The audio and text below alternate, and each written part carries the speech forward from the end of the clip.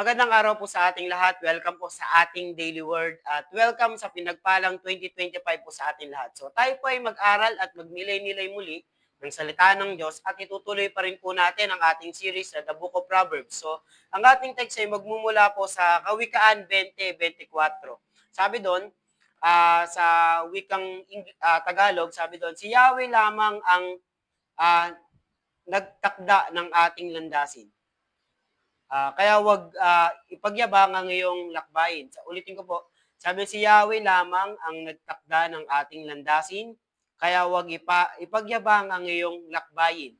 So sa NIV, sa English translation, sa wikang English, sabi that a person's steps are directed by the Lord. How then can anyone understand their own way? So may kita po natin ano po yung mga lessons, ano po yung mga nuggets, ano po yung mga wisdom na pwede po nating matutunan sa pamagitan ng isang bersikulo na ito, isang talatang ito sa Proverbs 20 at 24. So ano yung lesson? Unang lesson po, may kita po natin dito na God is sovereignty over our lives. Ibig sabihin, no, si Lord ay actively involved sa mga decision na ginagawa natin. Ibig sabihin, no, alam niya yung bawat detalye ng mga buhay natin at decision natin sa buhay. At alam niya rin, no? Alam niya rin yung landasin ng tatahakin natin. At kahit na mga pagsubok na dinadaanan natin ay alam din ng Panginoon. Kahit na in control tayo minsan sa mga pwede nating maging desisyon, pwede tayo magdesisyon sa sarili lang natin, pero si Lord pa rin ang nag-go-govern sa lahat ng mangyayari sa buhay natin. Tandaan po natin yan, na si God pa rin ang may control ng buhay natin. Siya pa rin ang may control, siya pa rin ang higit na nakakaalam sa buhay po natin. Hindi natin alam kung ano pong mangyayari for this coming 2025, pero dapat i-allow natin si Lord na siya yung mag-control sa buhay natin. Ayun yung unang-unang lesson. Sabi niya, a person's step are directed by the Lord. Si Yahweh lamang ang nagtakda ng ating landasin. Kaya wag natin ipagyabang wag ipagyabang ang iyong lakbayin. Grabe, no? Sabi niya, God is control over our lives. Sabi niya, siya nagko-control. Wala tayong control sa buhay natin. Also, meron tayong free will na tinatawag, pero si Lord pa rin nakakaalam kung ano talaga yung pinaka-the best, pinaka-mainam para sa buhay natin. Diba? So, pangalawang katotohanan na makikita po natin dito sa pinag-aaralan po natin ay human limitation is human limitation in understanding. So, sabi nga doon, 'di ba, how then can anyone understand their own way? How then can anyone understand their own way? So, sinabi na ang ganda ng Proverbs, oh. Kasi Book of Proverbs is a collection of wisdom, and Book of Proverbs is wisdom for every day of our lives. So, sinasabi dito, na limitado pa rin tayo at sa mga pwedeng mangyari sa atin. So maaari naman pwede namang ready na tayo sa plano. 'Di ba? Ready na tayo at alam mo na rin kung ano yung pupuntahan mo. Nakapag-chart na kayo ng course nyo, ng mga course nyo na pupuntahan nyo, na direction nyo, pero may mga bagay pa rin na higit sa kaya nating planuhin at isipin. 'Di ba? Ang mundo at ang mga choices natin sa buhay at ang kinabukasan natin ay punong-puno ng uncertainty minsan.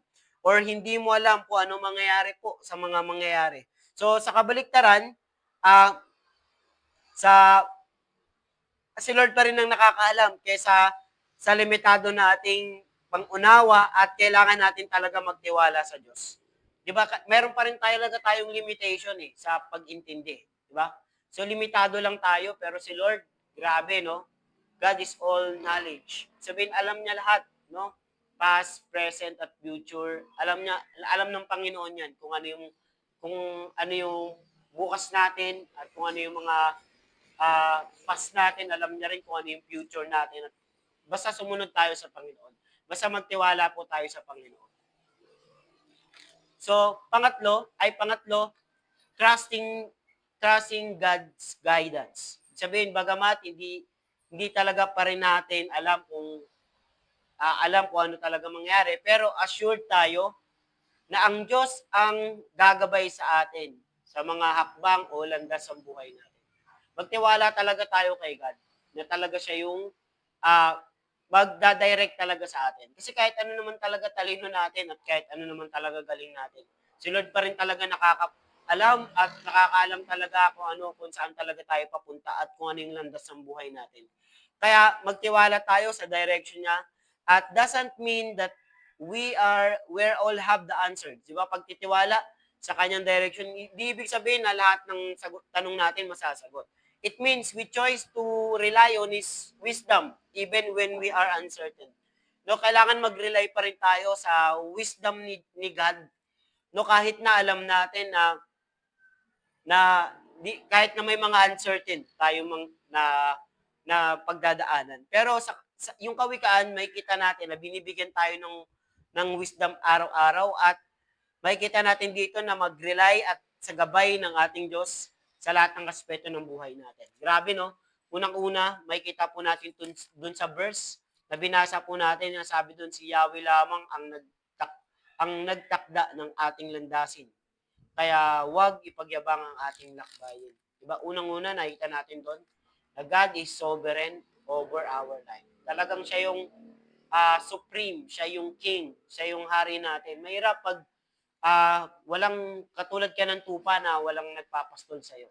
Or mahirap kapag ikaw na yung shepherd ng buhay mo. Ayaw mong maging pa-under sa chief shepherd. So pangalawa, human limitation in understanding. Totoo yan, no? Kahit gaano katalino yung tao, no, may limitation pa rin siya. Hindi niya pa rin kayang abutin yung kung ano yung nasa isip ng Diyos. Kasi malawak eh. Hindi natin pwedeng malawak eh. Sabi nga ng Bible, how deep, how wide. Sabi niya, yung pag-ibig ng Diyos. Grabe. At yung karunungan ng Diyos. So, pangapat is God's wisdom in our response. Ano yung wisdom natin at ano yung response natin? So, imbis na mag-rely tayo sa talino at sa control natin o sa pangunguna natin, depende tayo sa Diyos at sa wisdom niya. Di ba? Na magbibigay ng gabay sa atin sa lahat ng dadaanan natin sa buhay. This year, marami tayong pagdadaanan, di ba? Alam naman natin, no? Marami tayong mga pagdadaanan po ngayong taon, pero alam natin na hindi tayo papabayaan ni God. Alam natin kung saan tayo nakadikit, alam natin kung saan tayo, ano yung dapat gawin natin, no? Kung saan dapat tayo mag-rely, no? Kung saan dapat tayo manalangin, kung saan dapat tayong dumikit. Walang iba kundi sa salita niya. So sabi nga ng Bible, His ways is higher than our ways. Sabihin, our ways is higher than our ways. Your thought is higher than our thoughts. Sabihin, yung ways is higher than our ways. Diba? Yung daan mo, higit sa daan ng Panginoon. Kung ang kalye mo maliit lang, kay Lord malaki. Kung isip mo, nasa timbalang isip mo nasa tabo, si Lord, karagatan yung isip ng Diyos. Malawak. Ibig sabihin malawak. Di natin alam kung anong mangyayari.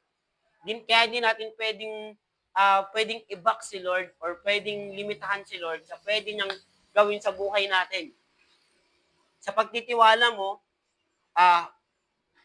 makakasumpong tayo ng mga bagay na alam natin na magagandang bagay na inalaan sa atin ng Panginoon. So, ano yung pwede nating i-apply? No, sabi nga na number 4, di ba, God's wisdom and our response. Application natin, paano natin ito may apply sa ating everyday life? Unang-una, decision making. Di ba, wag lang tayo mag-rely sa sarili nating judgment at will sa pagdedesisyon. Kasi pwede tayong magkamali, pwede tayong mawala sa landas na gusto ng Lord sa atin dahil sa pagdedesisyon. Isang maling desisyon lang ang magawa natin, sigurado. Diba? Pwede tayong malayo, pwede tayong malihis, pwede tayong mawala sa kalooban ni God. So maghanap tayo sa kalooban ng Diyos sa magitan ng panalangin. Diba? Kailangan seek His will through prayer, scripture, kailangan din ng salita talaga ng Panginoon. Kasi ito yung final authority of our life, yung salita po ng ating Panginoon. At syempre, mga wise counsel, mga taong may dalang salita ng Panginoon at may wisdom ng ating Panginoon. Hindi lang yun, no, mga may takot din sa Lord. At mahigit sa lahat, yung may mga karanasan na sa buhay. Pwede yan. So, pangalawa, surrender. isuko natin yung mga gusto natin, mga desires sa puso natin, at mga plano natin para sa Diyos. At isubmit din natin ang buhay natin sa perfect will ni Lord. Mahirap yon na pwedeng alam ni Lord, di ba, kung nagtitiwala tayo sa Kanya, pero hindi tayo fully surrender. Dapat fully surrender tayo sa pinapagawa ni Lord at surrender natin yung buhay natin, mga plano natin, mga desire natin sa ating Panginoon. So, pangatlo, faith in uncertainty. Ang buhay ay punong-puno ng uncertain, ang buhay ay punong-puno ng uncertainties na hindi natin alam kung anong mangyayari sa mga susunod pa na araw, susunod na taon, susunod na buwan. Pero ang gusto ng Panginoon dito na magtiwala tayo sa Kanya, na palagi nating alalahanin na kasama natin siya at He leading us toward His purpose and mission. Sabi nga natin, babalik pa rin tayo sa purpose at mission ng buhay natin. Bakit? Kasi ang purpose talaga natin is to glorify God and is to fulfill His mission. And alam natin na we are born for a mission. Kaya dapat alam natin na palagi po nandiyan ang ating Panginoon.